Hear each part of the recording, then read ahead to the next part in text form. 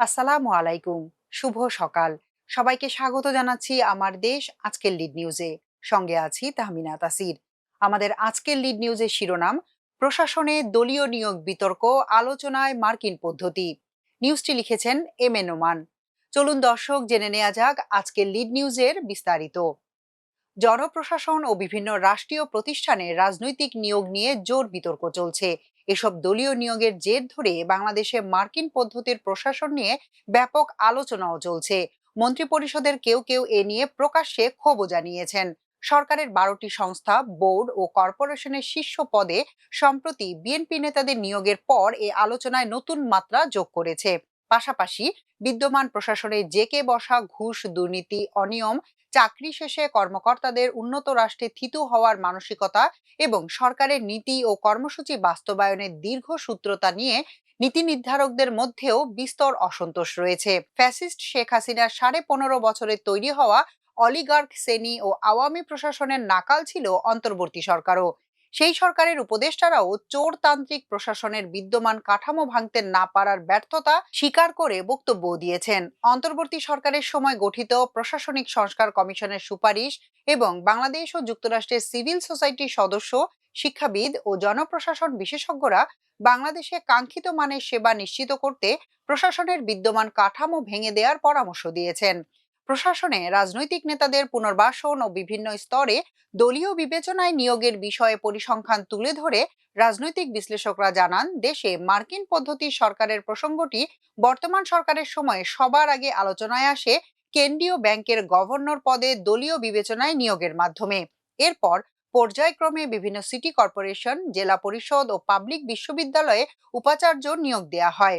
এছাড়াও বর্তমান প্রশাসনের মন্ত্রী পরিষদ সচিব, জনপ্রশাসন সচিব সহ চুক্তিভিত্তিক নিয়োগ পাওয়া সিনিয়র সচিব, সচিব ও সচিব পদমর্যাদার কর্মকর্তার সংখ্যা 22 জন। এর বাইরে সম্প্রতি নির্বাচন কমিশনের অতিরিক্ত সচিব সহ গ্রেড 2 পদমর্যাদার আরো 12টি গুরুত্বপূর্ণ পদেও 1 বছরের জন্য চুক্তিভিত্তিক নিয়োগ দেওয়া হয়েছে। ফলে প্রশাসনের শীর্ষ পর্যায় থেকে বিভিন্ন রাষ্ট্রায়ত্ত সংস্থা পর্যন্ত চুক্তিভিত্তিক নিয়োগের পরিধি উল্লেখযোগ্য বেড়েছে। এরই পরিপ্রেক্ষিতে বাংলাদেশের জনপ্রশাসনে মার্কিন পদ্ধতি প্রয়োগের প্রাসঙ্গিকতা এসেছে বলেও জানান বিশ্লেষকরা। বাংলাদেশের প্রশাসনিক কাঠামো ভেঙে আধুনিক জনবান্ধব প্রশাসন গঠনের বিষয়ে জনপ্রশাসন সংস্কার সংক্রান্ত মুইত কমিশনের প্রতিবেদনেও সুপারিশ করা হয়েছে। বিগত অন্তর্বর্তী সরকারের প্রধান উপদেষ্টা অধ্যাপক ডক্টর মোহাম্মদ ইউনূসও জনপ্রশাসনকে জনবান্ধব করতে কাঠামোগত পরিবর্তনের কথা বলেছেন। বাংলাদেশের জনপ্রশাসনে মার্কিন পদ্ধতি প্রাসঙ্গিক কিনা এমন প্রশ্ন ছিল যুক্তরাষ্ট্রের সাভানা স্টেট ইউনিভার্সিটির সাংবাদিকতা ও গণযোগাযোগ বিভাগের অধ্যাপক ডক্টর সিরাজুল আই ভুইয়া এবং রাজনৈতিক বিশ্লেষক ও যুক্তরাষ্ট্র ভিত্তিক সাপ্তাহিক বাংলাদেশ সম্পাদক ডাক্তার ওয়াজেদ খানের কাছে। এ বিষয়ে ডক্টর সিরাজুল ভুইয়া আমার দেশকে বলেন, বিশ্বের বৃহত্তম গণতান্ত্রিক দেশ যুক্তরাষ্ট্রেও রাজনৈতিক নিয়োগ হচ্ছে। তবে পার্থক্য হলো এখানে উপযুক্ত লোককে উপযুক্ত জায়গায় সরকারের নীতি, কর্মসূচি ও নির্বাচনী অঙ্গীকার বাস্তবায়নের জন্য নিয়োগ দেয়া হয়। মেধা, যোগ্যতা, অভিজ্ঞতা ও দক্ষতা প্রাধান্য পায় নিয়োগের ক্ষেত্রে। তিনি বলেন, নতুন প্রেসিডেন্ট মন্ত্রিসভার বাইরেও রাষ্ট্রের প্রায় 4,000 পদে রাজনৈতিক নিয়োগ দেন। এর মধ্যে 1200 পদে সিনেটের অনুমোদন নিতে হয় তাকে। যুক্তরাষ্ট্রের প্রেসিডেন্টের প্রকৃত শক্তি রাজনৈতিকভাবে নিয়োগ পাওয়া এসব ব্যক্তি। তারা ব্যক্তিগত জীবনে সৎ, যোগ্য, দূরদৃষ্টি সম্পন্ন কিনা এটি যাচাই বাছাইয়ের মাধ্যমে নিশ্চিত করা হয়। ডাক্তার ওয়াজেদ খান বলেন, মার্কিন যুক্তরাষ্ট্রের নতুন প্রেসিডেন্ট ক্ষমতা গ্রহণের পর প্রশাসনে নীতি নির্ধারণী পদে নতুন করে 4,000-এর বেশি কর্মকর্তা নিয়োগ হয়। মন্ত্রিপরিষদ সচিব ও বিভিন্ন দপ্তর প্রধানদের নিয়োগ হয় সিনেটের অনুমোদনে।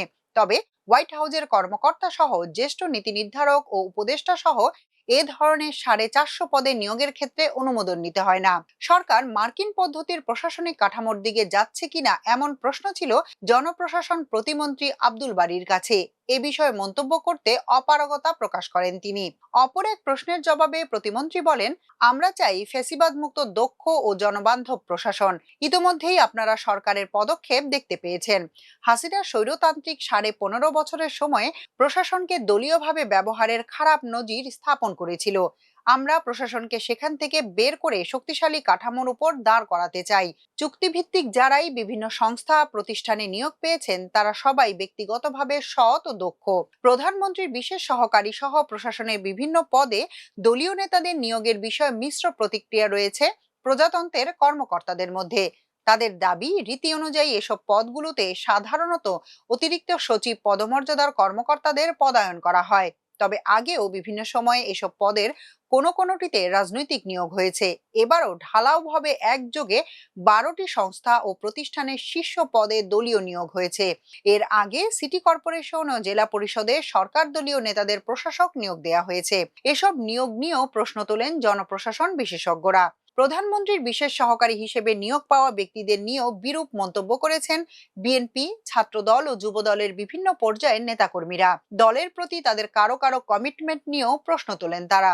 যার কাজ তাকে দিয়েই করানো উচিত বলে মনে করেন সাবেক মন্ত্রিপরিষদ সচিব ও অন্তর্বর্তী সরকারের উপদেষ্টা আলী ইমাম মজুমদার। তিনি বলেন, জনপ্রশাসনের কর্মকর্তা কর্মচারীদের যেমন রাজনীতিতে জড়ানো উচিত নয়, তেমনি প্রশাসনের পদগুলোতেও ঢালাওভাবে রাজনৈতিক বিবেচনায় নিয়োগ দেওয়া ঠিক নয়। এটি প্রশাসনকে আরো বেশি করে বিতর্কিত করে তুলবে। কারণ এমনিতেই আমাদের জনপ্রশাসন রাজনৈতিক লেজুর বৃত্তির মধ্যে ঘুরপাক খাচ্ছে। ঢালাওভাবে সরকারি সংস্থার শীর্ষ পদে দলীয় ব্যক্তিদের নিয়োগ উদ্বেগজনক, তবে মোটেও অবাক হওয়ার মতো কিছু নয়, বিচ্ছিন্ন কোনো বিষয়ও নয় বলে মন্তব্য করেছেন ট্রান্সপারেন্সি ইন্টারন্যাশনালের নির্বাহী পরিচালক ডক্টর ইফতেখারুজ্জামান। আমার দেশকে তিনি বলেন, নতুন সরকার দায়িত্ব নেয়ার পর বাংলাদেশ ব্যাংকের গভর্নরের মতো নজরদারি সংস্থার শীর্ষ পদ থেকে শুরু করে স্থানীয় সরকার প্রতিষ্ঠানের প্রশাসক, বিশ্ববিদ্যালয়ের উপাচার্য সহ রাষ্ট্রীয় বিভিন্ন গুরুত্বপূর্ণ পদে নিয়োগ দিয়েছে বা অপসারণ করেছে। সব ক্ষেত্রেই সরকার কর্তৃত্বপরায়ণ আমলের মতো রাষ্ট্র কাঠামোতে দলীয় ক্ষমতার একচ্ছত্র আধিপত্যের সংস্কৃতি অনুসরণ করছে। তিনি বলেন, কর্তৃত্বপরায়ণ চোর চক্রের আমলে সব পর্যায়ে প্রাতিষ্ঠানিক ও পেশাগত দলীয়করণের ফলে দেশবাসীর মতো ক্ষমতাসীন দলের বিভিন্ন পর্যায়ের অনেক নেতাকর্মীকে প্রত্যক্ষ ও পরোক্ষভাবে ভুক্তভোগী হয়ে কঠিন মূল্য দিতে হয়েছে। মূলত সে কারণে ক্ষমতাসীন দলের 31 দফা নির্বাচনী ইশতেহারে সুশাসন প্রতিষ্ঠা, ক্ষমতার অপব্যবহার ও দুর্নীতি বিরোধী অঙ্গীকারের সুনির্দিষ্ট ঘোষণা ছিল, অথচ বাস্তবে তার প্রয়োগে বড় ধরনের সদিচ্ছার ঘাটতি ও বিপরীতমুখী চর্চা দেখা যাচ্ছে।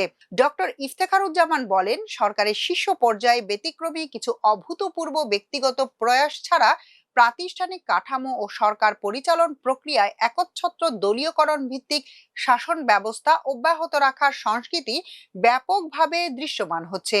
কর্তৃত্ববাদের পতন হয়েছে, কর্তৃত্ববাদী দলীয়করণের পরিবর্তন হয়নি। হয়েছে শুধু উইনার টেক্স অল চর্চার পালাবদল। জনপ্রশাসন নিয়ে কাজ করেন এমন শিক্ষাবিদ, বিভিন্ন সংগঠন ও সংস্থার প্রতিনিধি এবং বিশেষজ্ঞদের মতে আমলাতন্ত্র সেই আগের ধাঁচেই রয়ে গেছে। রেজিম পাল্টালেও চরিত্র বদলায়নি সরকারি কর্মকর্তা কর্মচারীদের। ফাইল আটকে ঘুষ আদায়, সেবা গ্রহীতাদের হয়রানি, দুর্নীতি ও অনিয়ম কোনো অংশেই কমেনি, ক্ষেত্র বিশেষে বেড়েছে বলেও মনে করেন তারা। আওয়ামী প্রশাসন হিসেবে পরিচিত হাসিনা সরকারের লুটপাটের সঙ্গী প্রশাসনের বড় অংশটি বর্তমান বিএনপি সরকারের কাঁধে ভর করে আছে বলেও অভিযোগ ওই সময় বঞ্চিত হয়ে অবসরে যাওয়া কয়েকজন চৌকস কর্মকর্তার। পতিত আওয়ামী লীগ সরকারের আমলের দুর্নীতি নিয়ে শ্বেতপত্র প্রণয়ন কমিটির প্রধান ও সেন্টার ফর পলিসি ডায়ালগের সম্মানীয় ফেলো দেবপ্রিয় ভট্টাচার্য অন্তর্বর্তী সরকারের সময় সংবাদ সম্মেলনে জানান, 2009 থেকে 2023 সালের মধ্যে 23,400 কোটি ডলার পাচার হয়েছে। এর মধ্যে বড় অংশ পাচারের পেছনে দেশের আমলাতন্ত্রের হাত ছিল। অনেক ক্ষেত্রে তারা সরাসরি জড়িতও ছিল বলে শ্বেতপত্রে উল্লেখ করা হয়েছে। পুলিশ স্টেশন বা থানা সহ সরকারের সেবা প্রদানকারী সংস্থাগুলোতে ঘুষ আগের চেয়ে বেড়েছে বলেও অভিযোগ সেবা গ্রহীতাদের। একজন সেবাগ্রহীতা চ্যালেঞ্জ দিয়ে বলেন, ভূমি অফিস থেকে ঘুষ ছাড়া কেউ একটি নথি নিষ্পত্তি করতে পেরেছেন এমন নজির নেই। রিয়েল এস্টেট ব্যবসার সঙ্গে যুক্ত এমন 3 জন ব্যবসায়ীর সঙ্গে কথা বলে আমার দেশ। ঘুষ ছাড়া রাজুক থেকে রিহ্যাবের কোনো সদস্য একটি নকশা অনুমোদন করতে পেরেছেন এমন নজির একটিও নেই বলে জানান তারা। ঘুষ লেনদেনের এমন চিত্র সারা দেশেরই বলে জানায় টিআইবি সহ বিভিন্ন সংস্থা। দেশের আমলাতন্ত্রের বিরুদ্ধে তৎকালীন অন্তর্বর্তী সরকারের উপদেষ্টারাও প্রকাশ্যে মুখ খুলেছিলেন। ওই সরকারের 3টি গুরুত্বপূর্ণ মন্ত্রণালয়ের দায়িত্ব সফলভাবে সামলান সাবেক আমলা ফাউজুল কবির খান।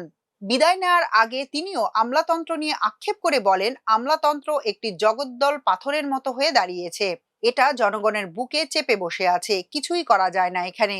কোনো রকম মানবিক দায়িত্ববোধই আমাদের এই আমলাতন্ত্রের মধ্যে নেই। আমলাতন্ত্রের কাজের ধরনের সমালোচনা করে সাবেক এই সচিব বলেন, সবাই অফিসে আসেন, যান, গাড়িতে চড়েন, কিন্তু মানুষের জীবনের যে দৈনন্দিন সমস্যা সে বিষয়ে তাদের কোনো সদিচ্ছা নেই। তারা শুধু চিঠি চালাচালি করেন, এই রুম থেকে ওই রুমে চিঠি যায়, সভা হয়, সমিতি হয়, লাঞ্চ হয়, স্ন্যাক্স খাওয়া হয়, কিন্তু কাজের কাজ কিছুই হয় না। যত কিছুই করার চেষ্টা করেছি সবকিছুই আটকে আছে। প্রশাসন নিয়ে ক্ষোভ ও আক্ষেপ দুটিই রয়েছে বর্তমান সরকারের নীতি নির্ধারকদের মধ্যে। প্রভাবশালী এক মন্ত্রী বলেন, বর্তমান প্রশাসন প্রধানমন্ত্রীর গতিময় কর্মতৎপরতার সঙ্গে কুলিয়ে উঠতে পারছে না। প্রধানমন্ত্রী সকাল 9টার আগেই দাপ্তরিক কার্যক্রম শুরু করেন, অথচ বিভিন্ন মন্ত্রণালয় ও দপ্তরে কর্মকর্তাদের মধ্যে এর কোনো প্রভাব নেই। ঢিলেঢালা ভাবেই চলছে প্রশাসন। প্রশাসনের অসহযোগিতার কারণ উল্লেখ করে অন্তর্বর্তী সরকারের সাবেক এক উপদেষ্টা বলেন, অধ্যাপক ডক্টর মোহাম্মদ ইউনূসের নেতৃত্বে অন্তর্বর্তী সরকার দায়িত্ব নেওয়ার পরপরই 14.5 লাখ কর্মকর্তা কর্মচারীর সম্পদের হিসাব চেয়ে প্রজ্ঞাপন জারি করে। পাশাপাশি দুর্নীতি দমন কমিশন জনপ্রশাসন মন্ত্রণালয়ে চিঠি দিয়ে যেসব কর্মকর্তার দ্বৈত নাগরিকত্ব রয়েছে বা বিদেশে পরিবারের সদস্য রয়েছে তাদের তথ্য চায়। স্থানীয় সরকার, পল্লী উন্নয়ন ও সমবায় মন্ত্রী মির্জা ফখরুল ইসলাম আলমগীর আমলাতন্ত্র নিয়ে আক্ষেপ করে বলেছেন, আমার 5 মাসের মন্ত্রিত্বের অভিজ্ঞতায় দেখছি দেশে কিছুই বদলায়নি। একইভাবে যারা ঘুষ খেত তারা এখনো ঘুষ খায়। তাই জুলাইয়ের চেতনা ধারণ করে রাষ্ট্র ও সমাজে পরিবর্তন আনতে হবে। এখনকার মতো এ পর্যন্তই। সবাই ভালো থাকুন, সুস্থ থাকুন, থাকুন আমার দেশের সঙ্গে। চ্যানেলটি ভালো লাগলে সাবস্ক্রাইব করুন। আল্লাহ হাফেজ।